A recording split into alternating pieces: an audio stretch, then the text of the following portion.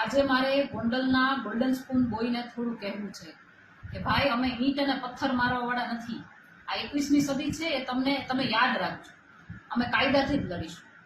ગોંડલ માટે અમારી લડત એટલે જ છે કે તમે જે ઈંટ અને પથ્થરનો ખોફ ગોંડલ તાલુકામાં ઊભો કર્યો છે ને, એને ખતમ કરવાનું કાર્ય અમારું છે. વાત રહી અમારા ઘર સાચવવાની, પણ પહેલા ગોલ્ડન સ્પૂન બોય, તમે તમારા મમ્મીના પલ્લુમાંથી અને પપ્પાના ઓથમાંથી બહાર નીકળો. અને તમે કોઈ સંઘર્ષ કરેલો નથી, તમે તો જન્મથી ગોલ્ડન સ્પૂન બોય છો, માટે તમને સંઘર્ષની વ્યાખ્યા પણ ખબર ના હોય. ભાઈ, તમારું સાચું નામ તો જ્યોતિરાદિત્ય સિંહ છે, પણ ગોંડલ તાલુકાના લોકોએ ગોંડલ ગણેશ અને ગણેશભાઈની ઉપમા તમને આપી છે, જે ખરા અર્થમાં તો નારાજગી છે. અને ગોંડલના લોકો શાણા છે, જે માત્ર મોકાની રાહ જોઈને બેઠા છે. એટલે દુધિયા દાંત પડે ને પછી રાજકારણ કરજો. માટે ભાઈ, પહેલા તમે જ્યોતિરાદિત્ય સિંહ બનવાની કોશિશ કરો.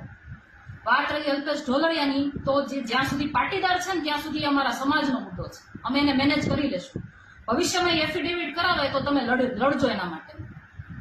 અને અમારા સમાજની બેનની આબરૂ જે કાઢતા હોય ને, એની સાથે અમારું ક્યારેય સમર્થન ના હોય. તમે તમારું કરો તોય સારું. જો ગોંડલની અંદર બધું સારું જ હોત તો અમારે 200-500 કિલોમીટર દૂર ભેગા થવાની જરૂર જ ના પડે. જે લોકો ત્યાં રહે છે તેમનામાં તમે ખોફ જે ઉભો કર્યો છે, એ થોડા દિવસમાં નીકળી જ જવાનો છે. તમારા પપ્પાને કહેજો. અને હા, તમે અને તમારા પપ્પા આસપાસ 10 બોડીગાર્ડ લઈને ફરો છો અને બહાદુરી બતાવો છો, એ દુનિયા જાણે જ છે. ટૂંકમાં પંચરવાળાની છત્રછાયા નીચે જીવો છો, પણ અમે છે ને ખરા અર્થમાં ભગવાદારી છીએ. સમજાય છે ને પંચરવાળામાં? હવે થોડાક ઉદાહરણ સાથે સમજાવું. ગોંડલ તાલુકામાં બધું જ સારું હોત તો તમારે હથિયારબંધ માણસોને લઈને ફરવાની જરૂર શું કામ પડી હોત?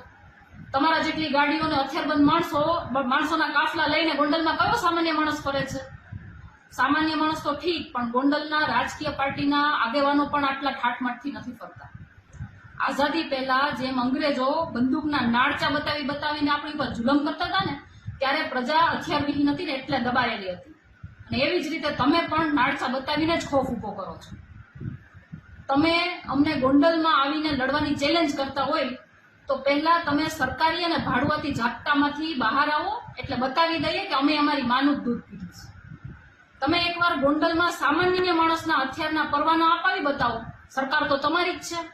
એટલે તમને વિશ્વાસ આવી જાય કે માણસ ડરેલો નથી, માણસ એનો રસ્તો પોતે કાઢી લે ને એવી સિચ્યુએશનમાં છે. એટલે અમારે 200-500 કિલોમીટરથી ગોંડલ લાંબુ ન થવું પડે.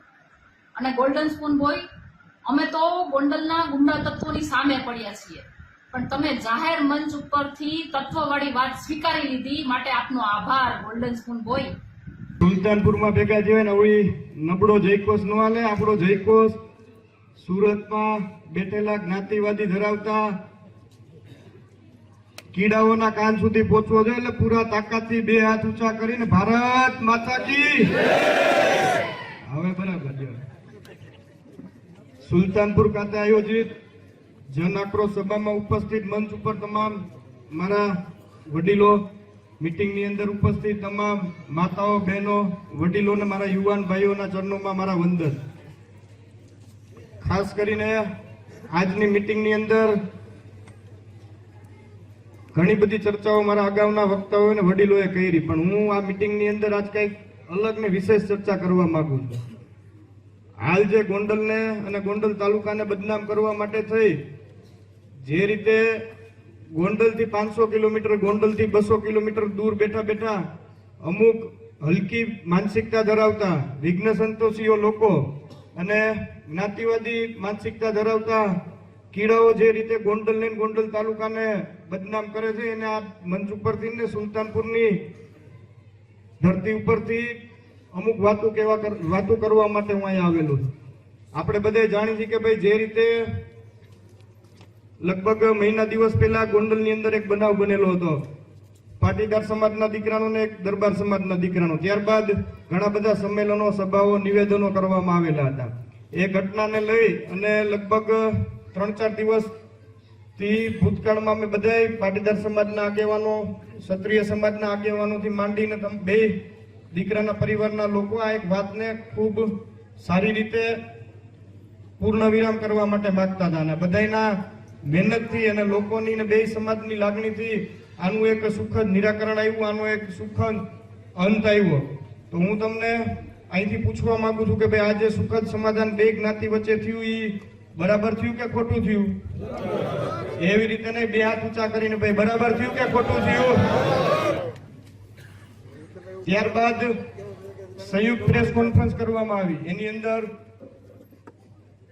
આપણા જિલ્લા ભાજપના પ્રમુખને લેવા પટેલ સમાજના યુવા આગેવાન અલ્પેશભાઈ ઢોલરિયાએ જે રીતે નિવેદનો આપ્યા અને અલ્પેશભાઈના નિવેદન બાદ જે રીતે વિઘ્ન સંતોષી લોકો દ્વારા અને હલકી માનસિકતા ધરાવતા લોકો દ્વારા જે રીતે અલ્પેશભાઈ ઢોલરિયા માથે ટીકા ટિપ્પણી કરવામાં આવી, ત્યાં લગી આપણને કોઈ જાતનો વાંધો નથી. અલ્પેશભાઈ ઢોલરિયા કોઈ રામજી મંદિરના પૂજારી નથી. રાજકારણ કરે છે તો સ્વાભાવિક છે કે ભાઈ એને પાડી દેવા માટે થઈ કોઈ લોબી કામ કરતી હોય, એ એક બહુ સ્વાભાવિક વાત છે. ત્યાં લગી અમને કોઈને દુઃખ નહોતું, પણ આજ ખૂબ હૃદયના ભાવથી ને દુઃખ સાથે કહેવું પડે કે જ્યારે અલ્પેશ ઢોલરિયાને એક બાજુ મૂકીને અલ્પેશ ઢોલરિયાના પરિવારને અલ્પેશ ઢોલરિયાના દીકરી લગી લોકોએ વાત પહોંચાડી, આપણા માટે ખૂબ શરમજનક ને દુઃખની વાત છે. અલ્પેશ ઢોલરિયાનો પરિવાર ઈ તમારો ને મારો પરિવાર છે ને અલ્પેશ ઢોલરિયાની મા બેન દીકરી તમારી ને મારી મા બેન દીકરી છે. તો આપણે બધા હું તમને આ જાહેર મંચની ઉપરથી પૂછવા માંગુ છું કે ભાઈ આવી હલકી માનસિકતા ધરાવતા લોકો આજ અલ્પેશ ઢોલરિયાના ઘર લગી પહોંચ્યા, કાલ બીજા કોઈના ઘર લગી ગોંડલ તાલુકામાં પહોંચે તો આપણે એમને બેઠું રહેવાનું છે? બે હાથ ઊંચા કરીને એમને બેઠું રહેવાનું છે? એને જવાબ આપવો જરૂરી છે? એના તાકાતથી જવાબ આપવો છે?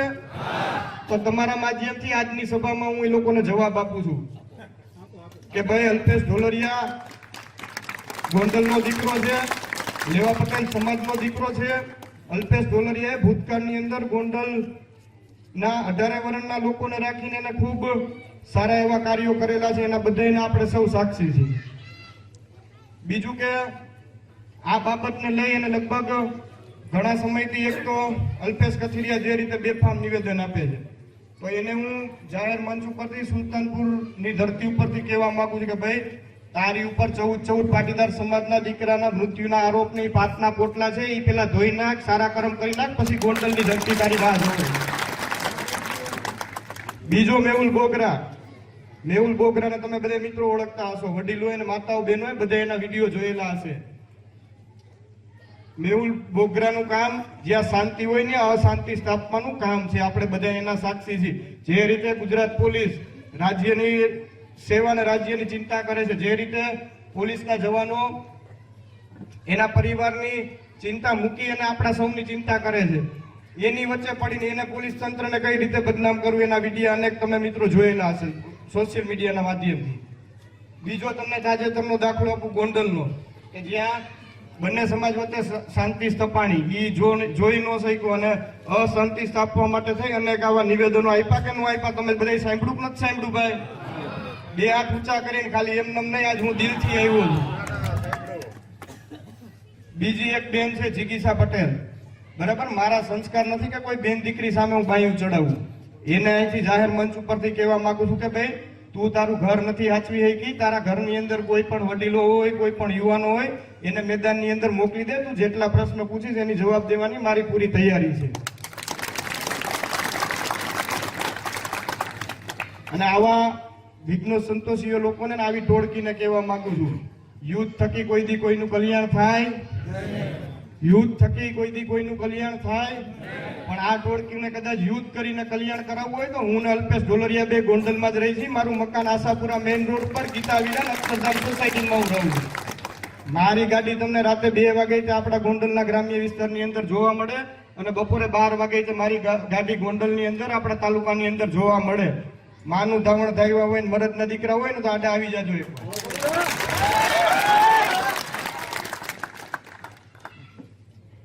બીજું એક એવું અભિયાન હાલે છે કે ભાઈ ગણેશ જાડેજાની સાથે, જયરાજસિંહ જાડેજાની સાથે જે કાર્યકર્તાઓ હોય, જે મિત્રો એની સાથે લેવા પટેલ સમાજના એની હારે જોડાયેલા હોય, એને કઈ રીતે પાડી દેવા, એને કઈ રીતે બદનામ કરવા નહીં, હલકીને હીન કૃત્યથી કઈ રીતે એના ઘર સુધી પહોંચવું, કઈ રીતે બેન દીકરી વિશે એના ઉપર ટિપ્પણી કરવી, આવા પણ વિડીયો તમે બધા જોયેલા છે?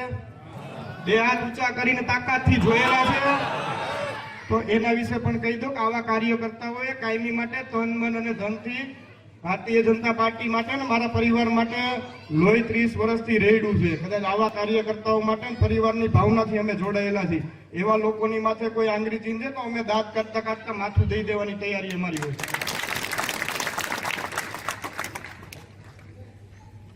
બીજું કે ભાઈ એને પણ અહીંથી જાહેર મંચની અંદરથી આવી ટીકા ટિપ્પણી કરીને વિડીયો ગેમની રમત રમતા હોય 200-300 કિલોમીટર દૂરથી વિડીયો મૂકે. આ વિડીયો ગેમની રમત રમવા વાળા અમે કે અમારા ભારતીય જનતા પાર્ટીના કાર્યકર્તા કે ગોંડલની જનતા નથી. તમારામાં તાકાત હોય, તમે તમારું માનું દૂધ પીધું હોય તો અમારા કાર્યકર્તાનો કોલર પકડીને બતાવો. બાપના બોલથી વાવાઝોડાની જેમ આવી છે કે નથી આવતા. એટલે વધારે વિશેષ મારે આ બાબત ઉપર ચર્ચા નથી કરવી. અને હવે દિલથી નક્કી કરી લીધું છે કે દિલ ખોલીને આવવાનું છે, મેદાનમાં ઉતરવાનું છે, ઈંટનો જવાબ પથ્થરથી દેવાનો છે. જેવા દડા ફેંકશે ને એવા છક્કા મારવાની પૂરી તૈયારી. અને એટલી હદે પણ અમે ક્યાંય ઉતરેલા નથી કે અમારા કાર્યકર્તા અમારા આગેવાનો ઉપર કોઈ આંગળી ચીંધે અને અમે રાજકારણની ચિંતા કરીને અહીંયા બેઠા રહીને એ આ જાડેજા પરિવાર નથી ભાઈ. અને ખાસ કરીને વડીલોને, યુવાનોને, માતાઓને હું હૃદયપૂર્વકથી મારી વિનંતી અને મારી લાગણીથી વાત કરવા માંગુ છું કે ભાઈ આવા કોઈ પણ વાતાવરણની અંદર આપણે આવવાનું નથી. કઈ રીતે આપણો તાલુકો આગળ વધે, કઈ રીતે આપણા તાલુકાના લોકો આગળ વધે એ દિશામાં આપણે સૌ સાથે ખંભે ખંભો મિલાવીને ઊભું રહેવાનું છે. અને આપણા વિસ્તારના, આપણા ગામની સેવા આપણે સૌ સાથે મળીને કરવાનું છે. ક્યાંય આપણે ખોટા ટ્રેક ઉપર, જો કે તમે કોઈ ચડ્યા જ નથી, પણ આપણે બીજાને તે ચડવા નથી દેવાના. આવી બધી હકીકત વાતો બીજા સુધી પહોંચાડો એવી ખાસ મારી વિનંતી છે. બીજું એ કે ભાઈ અહીંયા વડીલો યુવાનો બધે પૂરી તાકાતથી ફૂલ ફોર્મમાં મારી જેમ આવ્યા છે.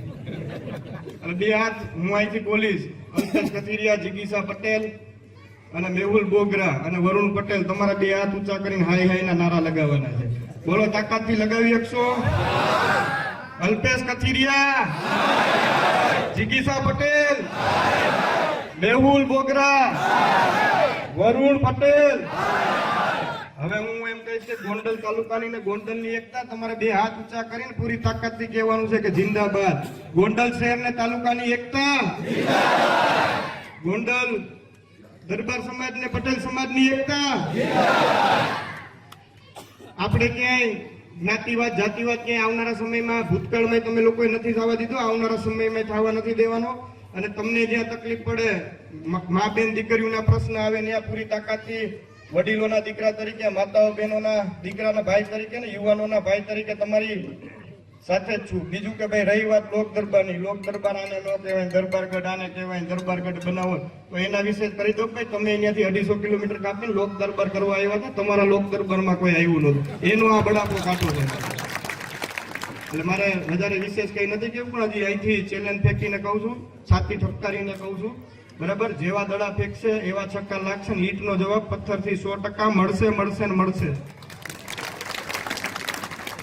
બે હાથ ઊંચા કરીને જયઘોષ આપણે બોલાવીને આજની સભામાં આપણે સૌ જે રીતે પૂરી તાકાતથી ધન, મન અને ધનથી મારા માતાઓ, બહેનો, યુવાન ભાઈઓ, વડીલો જે રીતે લાગણીથી આ મિટિંગની અંદર ઉપસ્થિત રહ્યા એ બદલ હું આભાર માનું છું. અને ભવિષ્યમાં આપણે દરેક ગામડાઓની અંદર આ જન આક્રોશ સભાનું આયોજન કરવાનું છે. જરૂર પડે તો ગોંડલની અંદર પણ આપણે બધા સાથે રહી પૂરી તાકાતથી 18 વર્ષના લોકો સાથે મળીને ભવ્ય સંમેલન કરવાનું છે. એ દિશામાં પણ આપણે બધા સાથે ચર્ચા કરશું. પણ તમે લોકો તૈયાર છો ને સંમેલન માટે?